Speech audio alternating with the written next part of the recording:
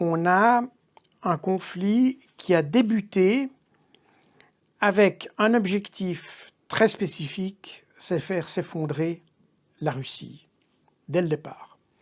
Et on le sait puisque on a l'interview d'Alexei Arestovitch de mars 2019, où il explique très clairement, c'est ça, il y a un décret qui a été publié en mars 2021, qui a été suivi immédiatement d'une préparation de l'armée ukrainienne pour faire un assaut sur le Donbass, qui a commencé à se concrétiser en février et qui a déclenché l'intervention russe. D'une manière ou d'une autre, tous les médias, les grands médias occidentaux sont alignés sur ce narratif.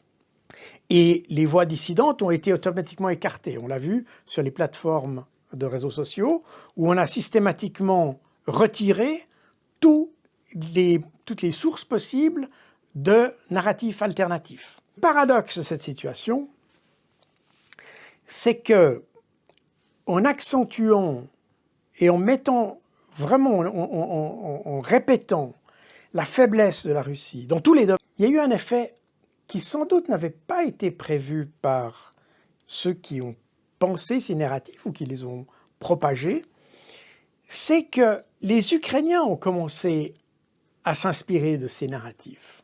Ça a conduit à une sous-évaluation, une sous-estimation des capacités